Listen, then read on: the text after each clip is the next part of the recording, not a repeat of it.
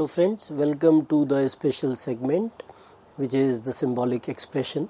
Today we have Manisha Sharma in the studio as sign language expert, and the topic for discussion is Independence Day Part 2.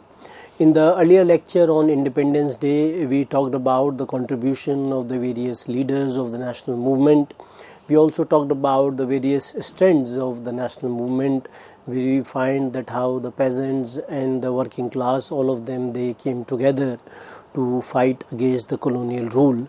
The contribution of the women in the context of the participation in the various Gandhian movements which were launched by Mahatma Gandhi was also an important development during that point of time. We have also talked about the kind of the ideals and the aspirations of the leaders, those who were associated with the national movement, that the kind of society which they wanted to create after the independence of India. And their ideals and aspirations, they are reflected in the Constitution of India. When Constitution of India was prepared by the Constituent Assembly, they discussed and debated on the various aspects, and thereafter they incorporated some of the important features, and all these important features they tried to communicate that India had to be a civil libertarian kind of a society where the democracy and the important institutions, they should behave in such a fashion that the issue of egalitarianism and equality is there in the society. The various kinds of freedoms which are guaranteed in the Constitution is also as a result of the deliberations which were conducted at the Constituent Assembly and the kind of ideals and aspirations which were talked about by the leaders of the national movement. We will in a way now talk about the other kinds of issues which are concerned with the Independence Day, that how it is being celebrated year after year, and the kinds of problems which were there after independence, and with the kind of in a way collective initiative which has been taken by the government, the civil society and other members of the society has led to the resolution of those problems. And in that context, some of the readings which one can refer is Bipin Chandra's et al. India's Struggle for Independence, Ajit Bhattacharya Tries with Destiny, then some of the source material from Wikipedia, as well as some of the photographs which could be seen from Google. So this is the kind of source material which one can refer, apart from the numerous source material which is also available with regard to the independence of India. And we have also seen that during the last year that how the Azadi Ka Amrit Mahotsav has been initiated by the government of India, and various kinds of programs relating to the cultural activities, they have been conducted by the various governmental departments and the various private bodies as well. And during the entire year, the various bodies, they have conducted various seminars and writing various kinds of competitions for the students in this particular sphere. And we have also seen that recently the government has also launched the Har Ghar Tiranga campaign, where so many people they have participated. So in this context, when we try to in a way recount that how the independence of India took place and the contribution of the national movement leaders, and at that point of time that how the partition was an important concern. So many people they lost their lives during the partition of India, and to bring some kind of change in that kind of a society, to apply some kind of a balm to the people, those who felt that how they have been in a way treated by the people at that point of time across the borders. So we find that over the years this kind of a theme where people they have been in a way shown the various kinds of celebrations which have been conducted during the times of the Independence Day celebrations, and we realize that how the customary raising of the flag, in that sense where a flag is being hoisted, and how some kind of an address is being given by the Prime Minister of the country. And this kind of an event, which is the celebration of the Independence Day, is being broadcast on television, which is Doordarshan, which is the India's national broadcaster. So we find that not only a flag is hoisted at the Red Fort, but the way the flag hosting ceremonies are taking place in a way in different kinds of societies, in various government institutions, and the kind of parades and the cultural events which accompany the flag hosting ceremony has also been remarkable in that sense. And it is also being celebrated as the national holiday, apart from the two other holidays, the birthday of Mahatma Gandhi as well as the Republic Day. So we find that when we go back to some kind of history, we find that how in the 1929 session of the Indian National Congress, Purna Swaraj declaration was there, and a declaration of the independence of India was promulgated at that point of time, and 26th January was declared as Independence Day in 1930, and how the organization called the people to pledge themselves to the civil disobedience and to carry out the various kinds of instructions which were issued from time to time until India attains the kind of independence. So we find that from 1930s onwards, how Indians, they started to celebrate the Independence Day. And the significance of 20th century, 26th January was in a way reflected later when 26th January was adopted as the Republic Day when India became independent. So we find that how the celebrations of Independence Day, they talk about or they try to convey the kind of nationalist fervor which is there among the Indian citizens and the masses, and how the British government was also at that point of time forced to consider granting independence to India. So when we talk about the contribution of the people in the sense that when they try to celebrate the Independence Day, and how the President of India delivers the address to the nation on the eve of the independence of India, and that contains the kind of path which will be followed by India, and there is some kind of a message to the Indians to constantly endeavor themselves for the betterment of India. And we also find that how during the celebrations of the 15th August, how the Prime Minister highlights the achievements of the last year and also raises the important issues and also calls for the further development as well.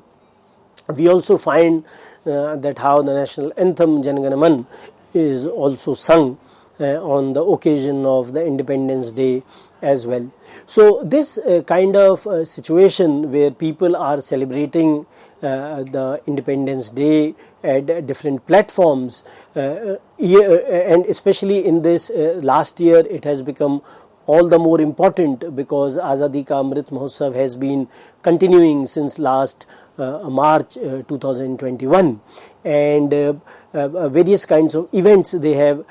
taken place in this particular kind of a program. We also see that how there is also a march after the speech of the Prime Minister, and various divisions of the Indian Armed Forces and the paramilitary forces, they engage in the various kinds of pageants and the parade. So it also tries to not only convey the diverse cultural traditions of India, but at the same time it also shows the strength of the Indian Armed Forces, that how the Indian Armed Forces, they are continuing, and the various kinds of developments which have taken place in the armed forces, they are also in a way being communicated to the common masses. We also find that not only in the Indian capital but in the state capitals as well, the chief ministers of the individual states, they hoist the national flag, and there are also parades and the various pageants, they are also undertaken, apart from the cultural programs which are also being conducted in the government and the non-governmental institutes throughout the country.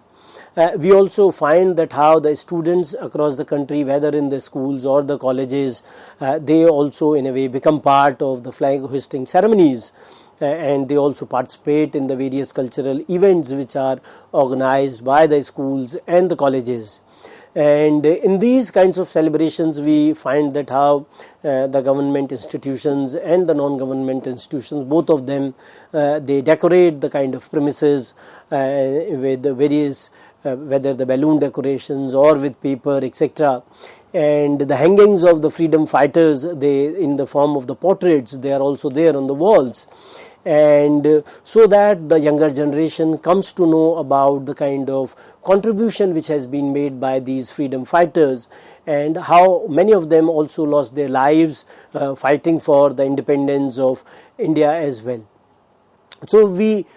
find that how the national flags of different sizes, they are being made available to the masses as well. They are also being sold in the markets as well, and how they symbolize that how India had become independent, and it is able to in a way reject the kind of strength which was exhibited by the colonial rulers, that is the British. So we find that this display of the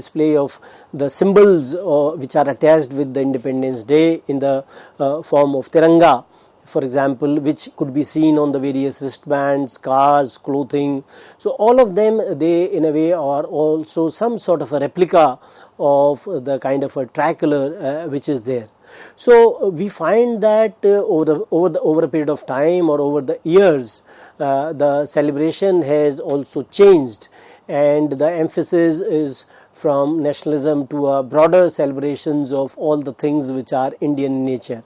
So Indian diaspora, for example, the people those who are living not in India but in other foreign countries, they also celebrate the Independence Day during this time. And we also find that the Indian citizens, those who are in higher concentrations in different parts of the world, where Indians, they have migrated to these regions, so they are also celebrating the Independence Day in those countries as well. And because of this kind of a presence of the Indians across the world, the kind of diaspora which is there, which is existing across the world, Indians, this kind of a day is also being celebrated in those countries as well. And many a times Indians, they are being greeted with this kind of a day which is known as some sort of an India Day. And when you see many of the US cities like New York, etc., and how the diaspora is celebrating the Independence Day in these regions as well. We also find that since the celebration of Independence Day from 1947 onwards, and thereafter, we find that some disgruntled elements, they have in a way tried to communicate that some kind of a threat is there to India. And this could be seen at different points of time, especially after insurgency in Jammu and Kashmir from 1980s. This became more and more evident, and the people, those who have this kind of a temperament, which is the separatist kind of a temperament, and these protesters, many a times they boycotted the Independence Day with some kind of a band or the use of black flags or flag burning. So these kinds of dangers could have also been seen. And many times we have also felt the threat from the terrorists as well, that some kind of a terrorist attack will also happen on the Independence Day. So all these kinds of things, they have also been seen, and some of the terrorist groups like Lashkar-e-Taiba, Hizbul Mujahideen and Jaish-e-Mohammed, they have also issued a number of threats and have carried out attacks around the Independence Day as well. So this kind of boycotting of celebration by some of these elements which are danger to the Indian unity and sovereignty has been one of the concerns for the people, those who have to manage these kinds of issues with regard to the Independence Day. We also have seen that at different points of time, because of such kind of threats, how the security personnel, they are in a way constantly engaged 24/7 in terms of providing all sorts of security to the people. And during this time we also find that the airspace around the Red Fort is declared a no-fly zone, so that any kind of aerial attack and could not take place. And at the same time, additional police forces, they are also being deployed, so that the security could also be maintained. We also find that how during the Independence and the Republic Day, patriotic songs in the regional languages, they are broadcast on the television and the radio channels, and they also played along flag hoisting ceremonies as well. So a number of patriotic films, they are also broadcast on television, and how the population which is belonging to the generation Y, it often combines the nationalism with popular culture during the celebrations as well. So we find that the celebrations of the independence, they are there not only in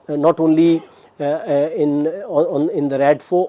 Fort, but at the same time we also find that the mass media channels, they are also in a way trying to take the Independence Day to the living rooms of the people through the television and other kinds of media. And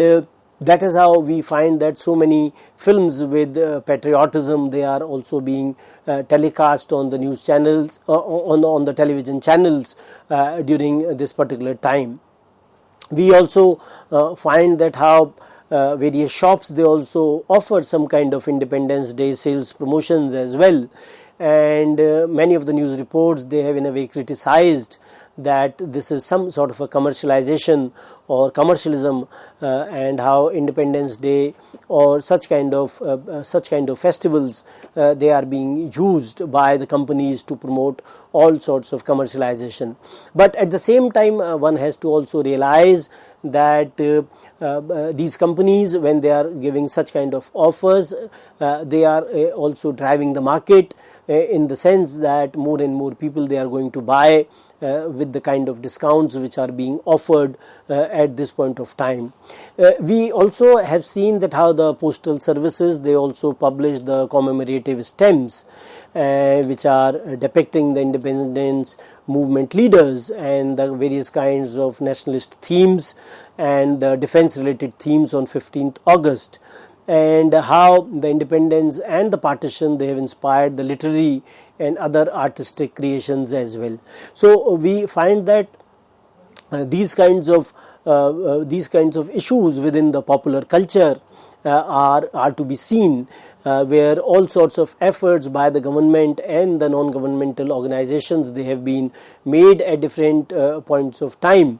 We have also seen that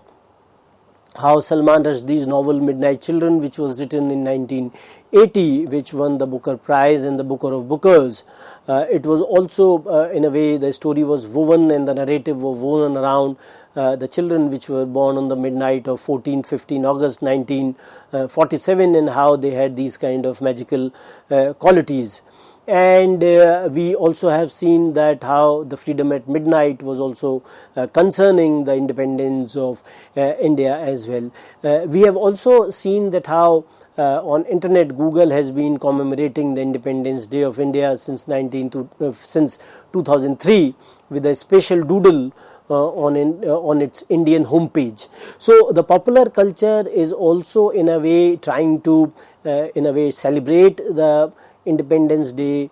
festival or Independence Day, and it is also trying to provide this kind of a message to the masses, that how the national movement was, or the national movement leaders, they in a way contributed to the independence of India. Apart from that, we have seen that a number of films, they have also been made on these kinds of aspects, that how the roles of the revolutionaries in terms of contributing to the national movement. Rang De Basanti in 2006 was one such film which also talked about the issue of corruption as well, and it also talked about the mobilization of the youth for the transformation of the society. And it also tries to communicate that how all of us have the spirit of the freedom fighters, and we can also contribute to the development of the nation. Another important film was The Legend of Bhagat Singh, which was made in 2002, and how Bhagat Singh was one of the important Indian freedom fighters who will forever be remembered for his undying will to make India free of British Raj, and in that quest, that how he also sacrificed his life as well. So these kinds of films or biopics, they also try to communicate the message of the national movement. Another film I remember was Lagan, which was made in 2001, and how this kind of a story where cricket was being also used, in that sense that how cinema and cricket, both of them, they came together, and the protagonist of the film takes some sort of a challenge from the British, where they had to contest in a cricket match, and how Indians, they were being taxed very heavily by the British, and this cricket match will decide whether again they have to pay the Lagan or the tax which was being imposed on the British. And finally we see that some kind of a support to the Indians was being given by a lady who was a white lady or a British one, and finally how Indians, they were able to beat the British at their own game. We also see that apart from that, other films like Gandhi, which was made, which talks about the life of Mahatma Gandhi and the contribution made by Mahatma Gandhi, was one of the important films which was made in 1980s. Apart from that, we have seen some of the war films which have been made, for example, which you can see on the screen as well: Border, Sher Shah, Kargil, Laksh, or some of the films which were dealing with partition, for example, Lahore, Garm Hawa, Pinjar, Gadar, and Khamosh Pani. So we find that the films which were trying to talk about the independence of India, but they were also trying to communicate the kind of partition which had taken place. So films dealing with both these kinds of aspects, they were also being made, and some films which were war films, which were patriotic in nature, they were also being made at this point of time. So we find that how on 15th August 2022, India will celebrate its 75th Independence Day, and during the entire year, how the Azadi Ka Amrit Mahotsav has been celebrated by the Indians at different levels. So we find that, as I told you, that Azadi Ka Amrit Mahotsav was launched on March 12th, 2021 in Gujarat from Sabarmati Ashram, to commemorate the 75 years of India's independence and the glorious history of its people, culture and achievements. So this kind of a festival, along with the Har Ghar Tiranga Yatra, is trying, all the government as well as the people, they are trying to make all sorts of efforts to make this festival or this Independence Day a great one. And this kind of a theme which is there on the Independence Day, that nation first, always first, and there is some kind of a effort at different levels to hoist so many tricolors. And when we talk about the Azadi Ka Amrit Mahotsav, it also means the elixir of energy of freedom. It means the nectar of inspiration from freedom fighters, nectar of new ideas, nectar of new resolutions, and nectar of self-reliance. So all this has been talked about in the last 1 year, and when this will be celebrated and with the Har Ghar Tiranga campaign, then the people, those who have led their lives for the independence of India, some kind of a tribute will be paid to all the martyrs and the revolutionaries, those who were associated with the national movement in different capacities and spheres. So with this, I'd like to end the discussion. Thank you very much.